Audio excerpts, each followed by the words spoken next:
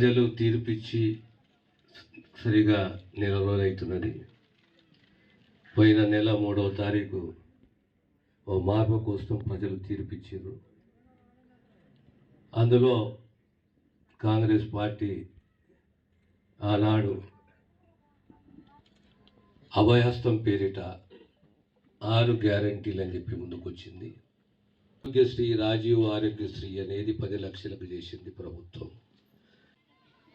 ఇంకా 4 గ్యారంటీలు కూడా కాంగ్రెస్ కట్టుబడి ఉన్నది. గృహలక్ష్మి, పేదవారికి ఇల్లు ఇవ్వాలి, దానికి తోడు ఇళ్ళ జాగలు ఇవ్వాలి. ఎవరికైతే ఇళ్ళ స్థలాలు లేవో వాళ్ళకి ఇళ్ళ స్థలాలు ఇవ్వాలి, పేదోళ్ళకు ఇల్లు ఇవ్వాలి అని చెప్పేసి, గ్యాస్ సిలిండర్ 500 రూపాయలకి అని చెప్పేసి, గృహజ్యోతి 200 యూనిట్ల వరకు. గతంలో ఈ రకైతే ఇంద్రమ్మ పేరు మీద పేదవాళ్లకు కరెంటు, ఇంటి కరెంటు ఉచితంగా ఉండెనో అదే పద్ధతిలో మళ్ళీ గృహజ్యోతి అని చెప్పి పథకాన్ని అమలు చేయాలని చెప్పి, చేయూత పెన్షన్ల పథకము, రైతు భరోసా అనేది, ఈ రకంగా ఒక్కొక్క పథకాన్ని అంచెలంచెలుగా ఆచరణలోకి తీసుకురావాలి. కౌంటర్లలో మీరు దరఖాస్తులు ఇచ్చి రసీదు తీసుకోండి. రాబోయే కాలంలో అసలైన లబ్ధిదారునికి లాభం చేకూర్చే విధంగా, వారిని కాపాడుకునే విధంగా కాంగ్రెస్ ప్రభుత్వం నిర్ణయం తీసుకోబోతున్నది. ఈ 6 గ్యారంటీలు అనేది ఆనాడు సోనియా గాంధీ ప్రకటించారు. ఈరోజు మన రాష్ట్ర ముఖ్యమంత్రి రేవంత్ రెడ్డి గారు ఖచ్చితంగా ఇవి అమలు చేయాలని చెప్పి ఆదేశాలు జారీ చేశారు. కనుక మీ అందరూ కోరేది ఒకటి, అందరూ మీ దరఖాస్తులు కౌంటర్లో ఇవ్వండి. ఆ కౌంటర్లో ఇచ్చిన దరఖాస్తులని పరిశీలిస్తాము, న్యాయం చేస్తాము, మన ప్రాంతంని అభివృద్ధి చేసుకుందాం. ప్రధానంగా రోడ్ల వ్యవస్థ చాలా దీనంగా ఉన్నది. ఇంతకుముందే మీ సర్పంచ్ గారు అన్నారు, మాకు 2 అటువైపు ఇటువైపు పెద్ద డ్రైన్లు కావాలి మా గ్రామానికి అని చెప్పారు. అది R&B డిపార్ట్మెంట్కు చెప్పి ఆ 2 డ్రైన్లు కట్టిస్తారు, నిర్మించేగా మంజూరు చేసే విధంగా నా కృషి ఉంటుంది. దానికి తోడు ప్రధానంగా ఈ రోడ్లు మన మండలంలో చాలా దీనంగా అధ్వానంగా రోడ్లు ఉన్నాయి. ఆ రోడ్ల మరమ్మత్తు చేపియాలి. మళ్ళీ మనము ఆ రోడ్ల మరమ్మత్తు చేపిస్తాము.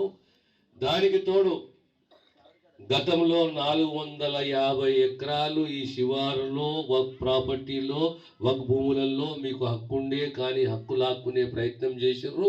మనం కోర్టుని ఆశ్రయించినాము. కోర్టు ద్వారా స్టే తీసుకొని మళ్ళీ ఈరోజు మీకు రైతు బంధు వస్తున్నది కనుక మళ్ళీ సర్వే చేయించాలి, మీకు సంపూర్ణంగా హక్కులు కల్పించాలి. దానికి తోడు ప్రధానంగా ఇంకో సమస్య ఉన్నది, బీసీలకు సంబంధించిన శ్మశాన వాటికి ఇక్కడ లేదు అని చెప్పి ఒక దరఖాస్తు వచ్చింది నాకు. సర్పంచ్ గారు కూడా ప్రస్తావించారు. దాన్ని కూడా సర్వే చేయించి కలెక్టర్ గారికి చెప్తున్నారు. అక్కడ సర్వే చేయించి ఎక్కడైతే ప్రభుత్వ భూములతో 1 ఎకరమో 2 ఎకరాలు 3 ఎకరాలు తక్షణమే ఆ బీసీలకు సంబంధించి శ్మశాన వాటికను మనము కేటాయించాలని చెప్పి నేను కలెక్టర్ గారికి తెలియజేస్తున్నాను. ఇక ఎస్సీ కమ్యూనిటీ హాల్ అనేది మాకు కావాలి 20-25 లక్షలతోటి అని చెప్పి ఒక కోరిక ఉన్నది. బీసీ కమ్యూనిటీ హాల్ కూడా కావాలని చెప్పినది. తర్వాత ఇవి ప్రధానమైన అంశాలు మన గ్రామానికి సంబంధించి. ఇప్పుడు పిఎస్సి ఉన్నదా, 24 గంటల ప్రైమరీ హెల్త్ సెంటర్ ఉన్నదా ఇక్కడ? ఇది 24 hours. Very good, very good. దానికి తోడు మనకు ఈ కర్చలు సింగం ప్రాంతంలో కూడా ఒక దవాఖానా కావాలి. ఆ దవాఖానాను కూడా మంజూరు చేసే దిశగా నా కృషి ఉంటుందని చెప్పి మీకు తెలియజేస్తున్నాను. ఏది ఏమైనా రోడ్ల నిర్మాణము, ఆసుపత్రుల నిర్మాణము, స్కూలు జాగాని మనం కాపాడుకోలేకపోయినాం.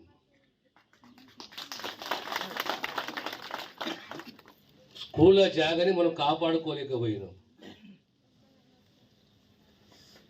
ఇది అక్రమాలకు గురైంది, కబ్జాకు గురైంది.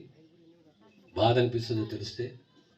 ఏదున్నా ప్రభుత్వ భూములు కాపాడుకోవాలి, మీకు ఇళ్ళ ప్లాట్లు ఇవ్వాలి, ఇల్లు మంజూరు చేయాలి, భార్యాభర్తలకు పెన్షన్లు ఇవ్వాలి. ప్రధానంగా మన రోడ్లే కానీ, సబ్స్టేషన్లే కానీ, ప్రైమరీ హెల్త్ సెంటర్లే కానీ ఇవి మనం మంజూరు చేసుకొని పేదవారికి అవసరం ఉన్న ఇళ్ళు, పెన్షన్లు, గృహలక్ష్మి, గృహజ్యోతి ఇవన్నీ కూడా రాబోయే కాలంలో మీకు అందిస్తామనే విషయాన్ని తెలియజేస్తూ మీ అందరికీ రుణపడి ఉంటాము. వచ్చే 5 ఏళ్ళు మీకు సేవ చేస్తాము. మరియు ఈ నూతన సంవత్సర శుభాకాంక్షలు తెలియజేస్తూ నేను సెలవు తీసుకుంటాను. మరిన్ని వీడియోస్ కోసం ఛానల్ ని సబ్స్క్రైబ్ చేయండి, లేటెస్ట్ అప్డేట్స్ కోసం వాట్సాప్ ఛానల్ ని ఫాలో చేయండి అండ్ లింక్ డిస్క్రిప్షన్ లో ఉంది.